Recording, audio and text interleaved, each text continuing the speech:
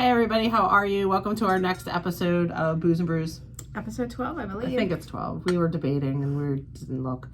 So, okay, so tell me, well, first coffee. Before we get to coffee it. for sure. It sounds like we needed it already. Oh, This is my cauldron cup. I like your cauldron. That is really cool. Where'd you get that one? My sister Oh, got it for me. Very cool. I feel like she probably got off the clearance table. Like My sister didn't get me one. Did you hear that, sister? I want one. She doesn't listen. But yummy coffee inside the cauldron, always necessary, especially this time of year when it's starting to get chilly. But I like it. It's fun. Thank you. So mine is really plain blue, but you know it has a story, which is why I brought it. This is pretty old mug. This is a blue mug. It's blue. It's very blue. I don't know. It's really old. It's really. I mean, it's like probably 20 years old, but it stays in the back of my closet because. This is really dumb. It's the first big mug I ever had. Like the one that holds more than like the 1 cup of coffee. I mean, come on. Who's doing that?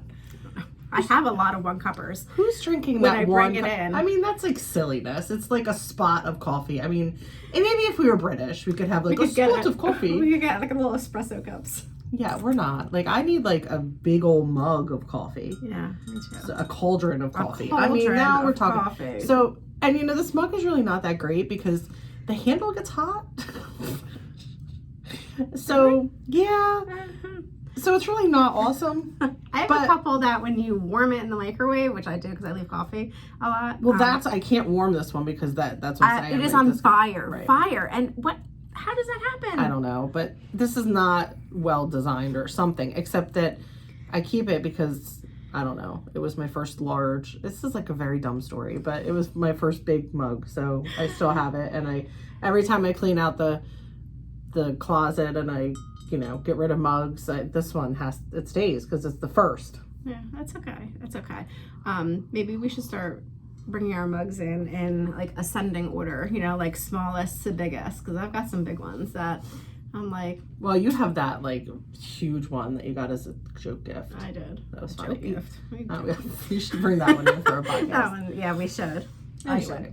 All right. So that's a very.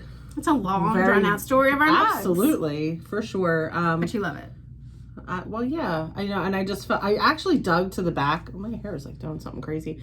Dug to the back of the closet just to get it out today because I felt like I'd used the ones in the front recently. Yes, so yeah, because they're in the front, and that's like the other thing. Like, how many mugs does one really need? Because not a lot. Like, I mean, I might have one in the dishwasher and one I'm using, and then there's like a whole shelf of them, and I don't need them. I really don't need all those mugs. Like, it's not practical. I have a whole coffee area with mugs and everything.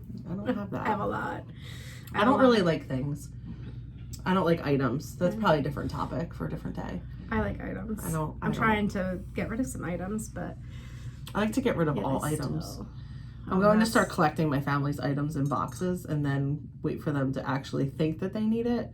Because I bet you I can make all of it disappear and they wouldn't even know. You should probably do that here for some of my. See, they don't listen to the podcast either, so if they did, they would know where their stuff is. But that's what you get.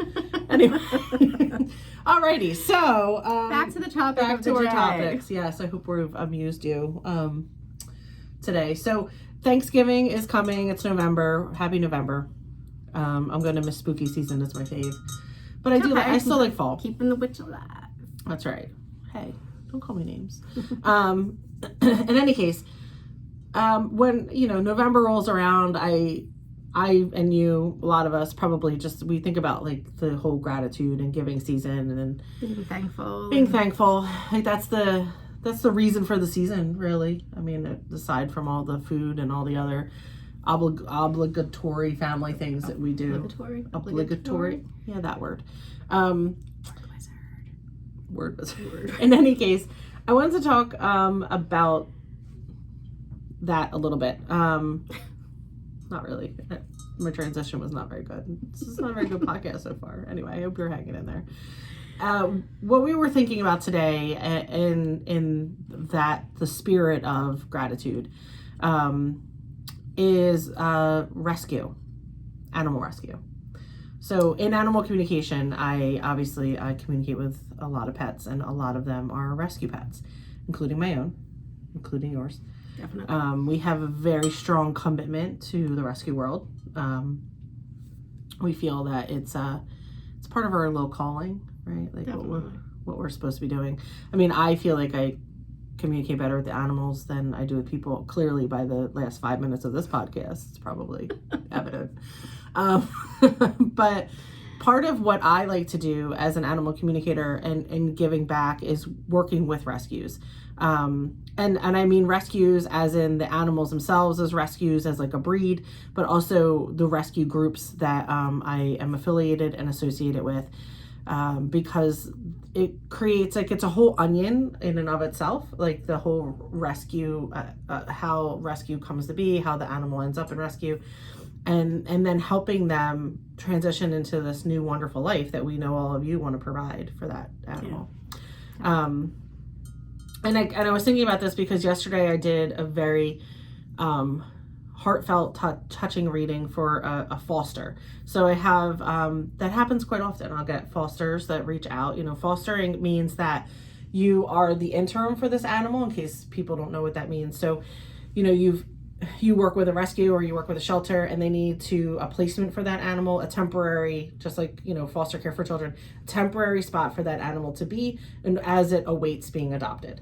And of course the fosters are sometimes the first line, the first interactions that this animal has had with people in quite a long time, or the first association, like, you know, if they ended up in a shelter, you know, people don't necessarily tell you why this dog ended up there. They don't tell you the truth or whatever it is, or they're dumped or they're strays. They don't know. So, you know, now we have a person who's like, hey, I want to get this animal a home, but they're now, you know, the animal's in a home for sometimes the first time. And we work through, you know, then things are not always peach keen, and they give me a call and they say like, can you help me? Can you help me communicate with my rescue animal to figure out like what I could do better for them and what their past was. So sometimes we take some deep looks into like what they've been through in order to understand where they are.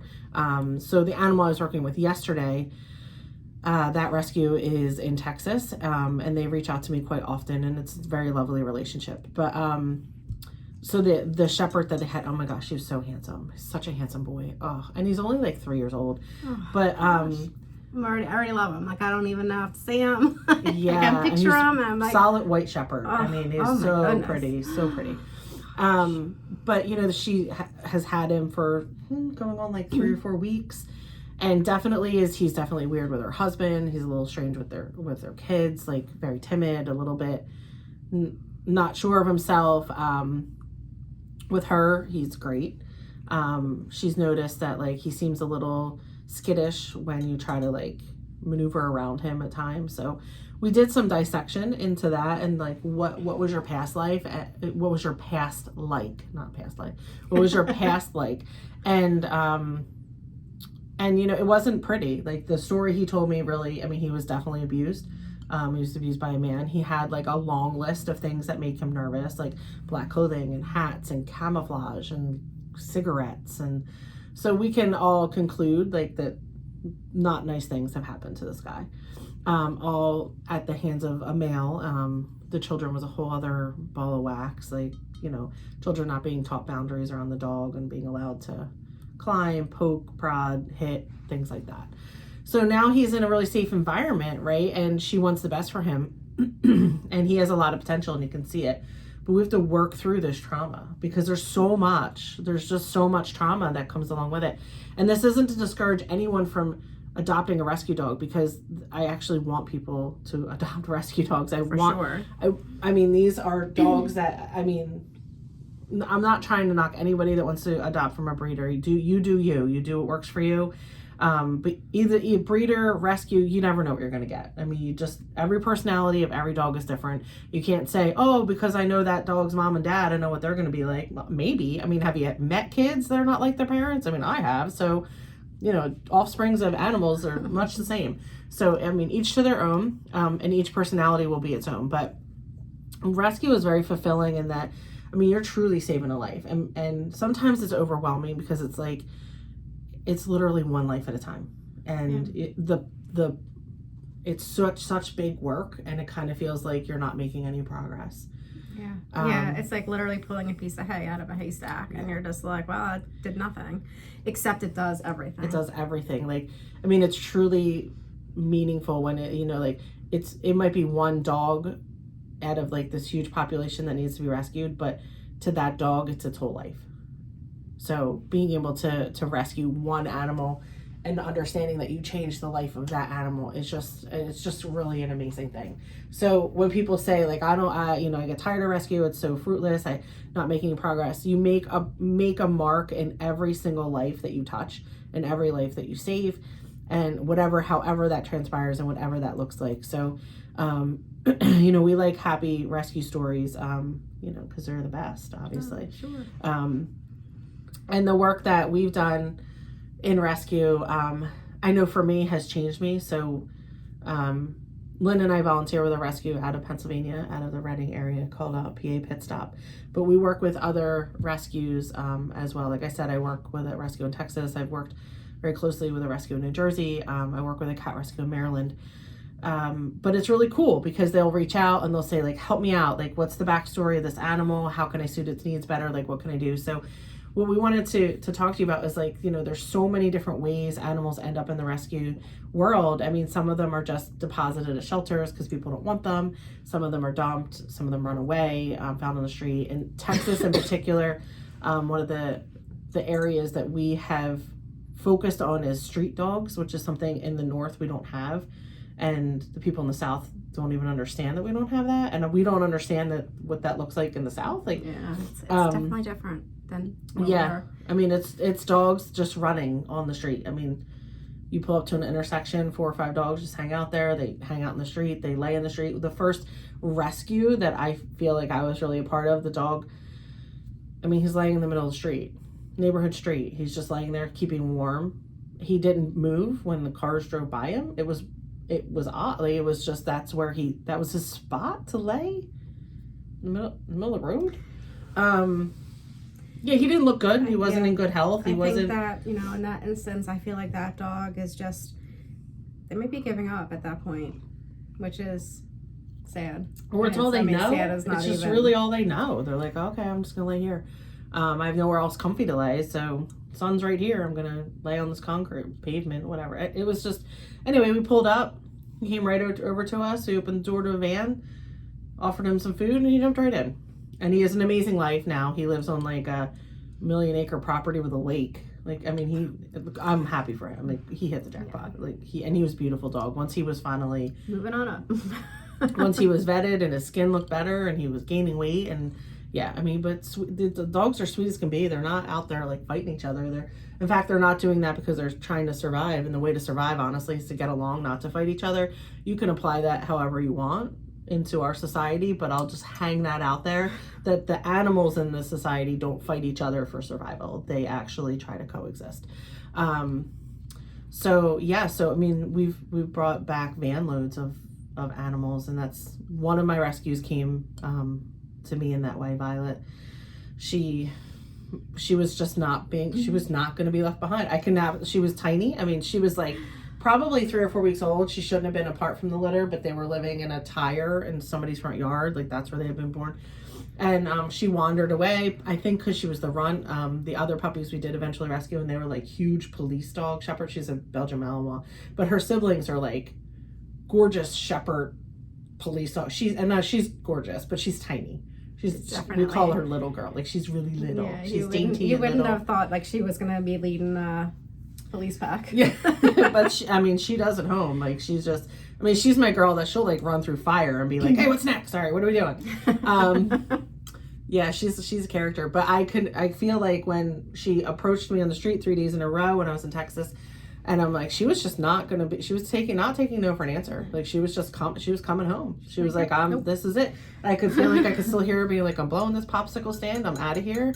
I want a new home. I want a new life, and this is my ticket out. I'm getting on this van. See y'all later. Peace out. I think that it's such a interesting idea that they also, the dogs, they know who to go to for help usually. They do. They find the helpers, right? Like Mr. Rogers says, like, they find the helpers. And she knew. She knew that if she stayed right close there enough to you, that was gonna be. And I did. We took her right out of there, scooped her right up, and out she went. And I have my puppy, my 85-pound puppy. He's 2, but he was born into rescue. So his mom was rescued pregnant, and she had 8 puppies. But she had them when she was already rescued. So he was we call that born into rescue. So, and he is so, so he's a rescue by association. I mean, he's still a rescue, because if she had delivered she would her have puppies had on the street. I'm going to say the wild, he would have been. Yeah, he's fending for himself. Such a needy little boy, and that really would have been a different personality. Yeah, because he's Mr. Shy. He's really like nervous he's a mommy's or whatever. Boy. And if he had been born in the wild, I keep saying the wild on the street, on the streets, that would have had to have changed his personality, because he would have needed to have done different things to survive.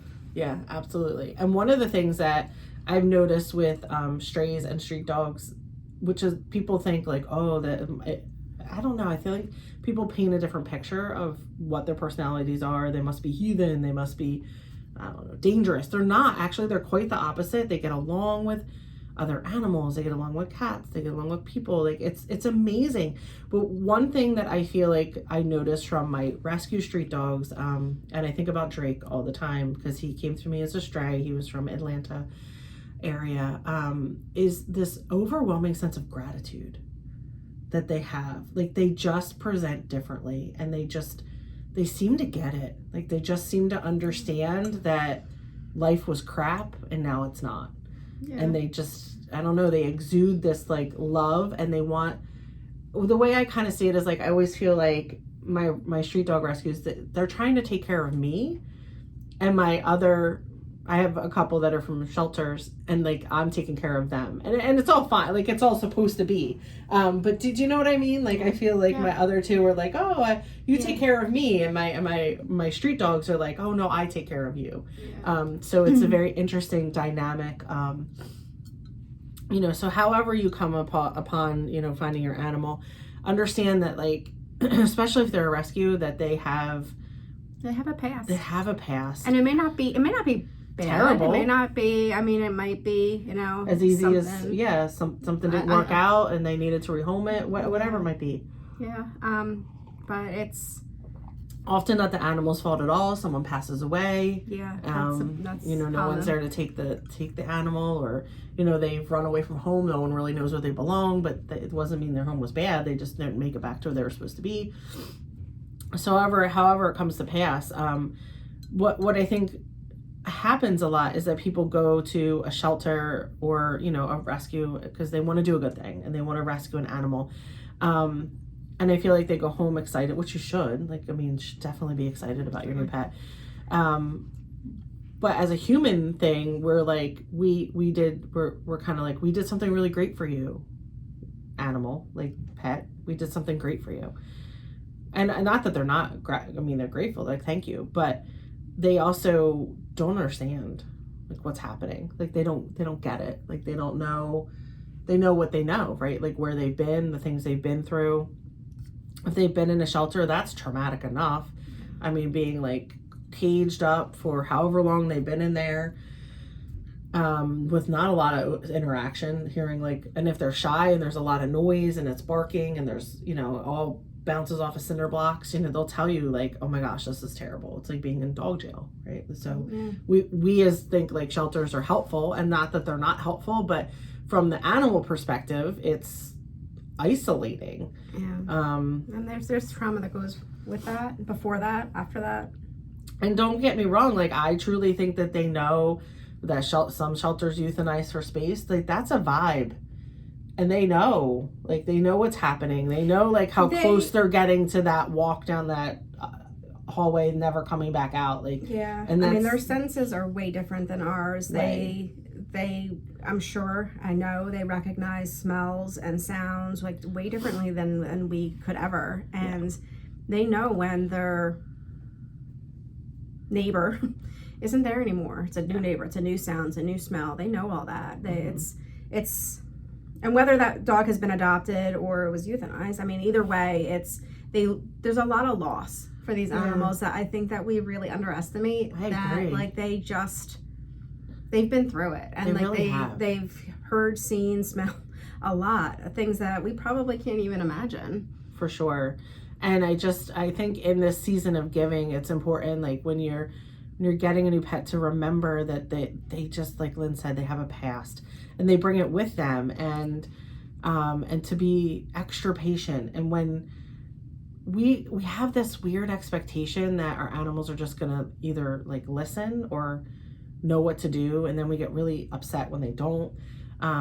But understand, like, if that was a child, or they don't know what you're talking, they might not actually speak your language. Let's start there. Yeah, that's true. They might be from a home that spoke another language all entirely. So yeah, if they don't know, they don't know. They just truly don't know. Most animals don't do things to make us upset. They don't understand. Yeah, Or they react to something because it's something that has triggered a memory that they have. Or a smell has a certain thing. You know, like they smell something, they're like, oh, this is like danger. Like because cigarettes. they associate it with yes, that. Like the dog that told me he didn't like cigarettes. The hat, like baseball hat or whatever, sunglasses, that's a thing for a lot of dogs that they don't they don't like that. I had my first dog, Shadow. He was super submissive and docile and listened for almost anything you can imagine.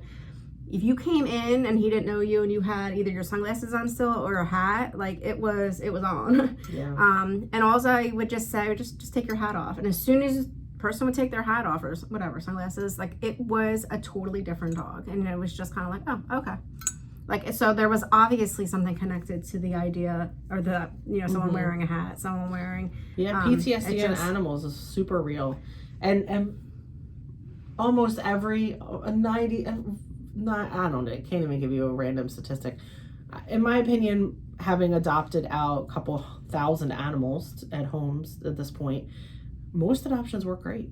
They really do. Like there's sometimes not, but most of them are awesome. But we have to remember that the animal has a transition period, and they are counting on us to, we've welcomed them into our home. Yes, we've rescued them. We've done them a huge solid, but it doesn't end there. Like we need to continue as people to dig and understand, like the behavior that you're seeing, it comes from somewhere. It's not just, oh, they want to be mean or they want to pee on my pillow or no. Like the behavior is rooted in something that they've been through, or something they're trying to communicate. And it's still up to us as the people now that have done the adoption and have rescued that animal to help them bridge this gap and figure it out and understand, like, oh, life is going to be awesome. I just have to get through this part. I have to understand, and I need someone patient and loving and sympathetic to do that. So I love working with various rescues, and that's one of the ways that I give back and I show my gratitude for the gift that I have of being able to communicate with animals is by working with different rescues and helping them through hard times and helping them get their rescues into homes that will suit them. So I love that. I love that part of of what I do. So that's one really of the sweet things that was meaningful to me in working with animals. Now a lot of times when we rescue street dogs, they don't have names, and I really love helping name them because I let the dog pick their name, and it tickles me when people then adopt them and keep their name. Like I love that, and because I feel like there's probably like 1,000 dogs out there that I've named. Yeah. Well, and I haven't named them. They've named themselves. Yeah. You've just helped it along. But yeah, I've helped them, figure it out. Help them decipher what some of the other, some of the names could be. Yeah, like the street dog I was telling you that I have, Violet, my Belgian Malinois. She absolutely picked her name. We were at a vet's office after we had rescued her off the street, and we were there with 50 other dogs, and we hadn't named her. But, as on the vet record, they have to put something. Like, what's this dog's name? Like, we need a name. And everyone kind of looked at me. They're like, well, what's her name? And I was like, well, I don't know. And I looked at her, and I was like, well, what's her name? And very clearly, she's like, my name is Violet. And I was like, okay, well, her name's Violet. So I don't know. She picked Violet, and that was it. Oh, and this is not a really rescue story, but it really tickled me. I have a really good client, and I talk to her animal like at least once a month. We have a standing appointment, and her doggy daycare. This is so funny. Did I tell you this story about the doggy daycare? I'm not sure. Her doggy daycare hosts birthday parties for the dogs. That's so cute. It's so cute, and it's celebrate so your fun. Dog's birthday. There's nothing wrong with it. It is so funny. So she hosts the birthday party, right? And then they invite 10 other doggy friends to come to the birthday party, like other dogs that her dog has played with a lot in daycare. So they get an invitation to come for like a couple hours on a weekend to play and have like at the birthday party, and they have, you know, doggy cake and they dress up, right? So the dogs, they get a theme. Oh, my dog would be out. So you can pick a theme for the birthday party. So oh my gosh. So we had talked about it. She was like, I think, you know, so her dog has been invited to a couple birthday parties. So almost as like a pay it forward to other dog parents, she was like, I'll host a birthday party. Because, you know, that's what it kind of is. You know, like you get a couple hours off, your dog goes to doggy daycare on someone else's birthday party dime, right? So now like she's like, I'll pay it forward and I'm going to have a party for my dog. So she said to me in our session, she was like, you know, can he tell you what theme he wants? And I was like, oh, he wants the superhero theme. I said, he's told me what superhero. So it cracks me up. So she says to me, like last weekend, she took him to his regular doggy daycare thing. And the lady at the desk was like prepping for asking her questions about the birthday party. And she's like, do you know what theme you want? And she said, oh, superhero. And then the lady says, do you want Spider-Man, or do you want Superman or Batman? And my client says, without hesitation, she goes, oh, let me get back to you. I'll have to check. I'll have to check. That is a funny statement coming. Like I love it. She said, and as soon as I said it, she was like, huh. And the woman just looked at her and she's like, what do you mean? Like, how are you gonna? I'm a person. Yeah, like, how are you gonna check? And she, you know, she's like, I kind of smirked, you know. It's like, well, I'll, you know, I have to ask my animal communicator. And by the way, he wanted Batman. I mean, he was very specific in wanting Batman, and he had told me that before. So, but it was funny because she's like, yeah, I didn't answer, and she's like, I know I left there, and they were probably like, what on earth? And she said, she's like, oh, I'll have to check. I have to get back to you on that. That's great. I love it. So he's gonna have a Batman themed party. Which I think is, I don't know, it just cracks me. They give pictures. It's just so funny. Anyway. It's really cute. It's a really cool cute thing. Idea. It's really cool. Why should they not celebrate? Absolutely. Part of the family. Yeah. Birthday parties for other folks. Mm-hmm. I mean, mine get presents, Christmas presents. I mean, God. Absolutely. Absolutely. My dogs are very spoiled, so. In any case, I hope, you know, if you're looking for something to give to this holiday season, obviously there's plenty of people and things and organizations, and we each have something that touches us. And no matter what it is, I hope that you find something to give back to. It's something that's really critical as part of evolution of why we're here. You know, we make life very complicated, and it's really not. It really breaks down into very simple ideas of love and forgiveness and gratitude. I mean, those are really the basics. Everything else that we layer this life with bills and material objects and like homes and jobs and career path, all that is extra. It's all extra. It's all boils down to emotions and values and principles. So I hope that whatever moves you this Thanksgiving season, you act on it and you do something, even if it's little, even if you think it's little, it doesn't matter. Every little bit helps, just like rescue I know it feels like a drop in the ocean. Every single adoption matters. Everyone. It's, you know, it's just, it's never ending. It truly is. It's very thankless, and it is on our end as rescuers. But it's so rewarding when you see these pictures. Like we have, we'll be having an event for our rescue in December with Pictures with Santa. So a lot of our rescue dogs will come out and do and it's just amazing to see. Like, I remember when we pulled that dog from under a house. Like, I remember when we picked that dog up off the middle of a street. And now, remember like, when you saw the dog's ribs because no one was feeding it. right. And now, like, you're sitting next to Santa Claus and they're like, you can see like the happiness and it's just awesome. It's just so great to see the dogs again and know like that they're where they're supposed to be happy. and they're loved and happy. happy. And I feel like it's as simple as that. Like, just literally providing them with the basics that you provide yourself is it. They love you forever. And even if you don't provide it, they still love you. They do, right? They're so loyal. And I chuckle, and I don't mean to chuckle in like disrespect, but I'll get emails from people who are getting ready to adopt, and they'll say, "Oh, what has this dog been eating? I don't want, I want to do the right thing. I want to like feed them the right food." And I love that. I love that you care about that and that you want to do that. But a lot of these street dogs, like, they eat trash.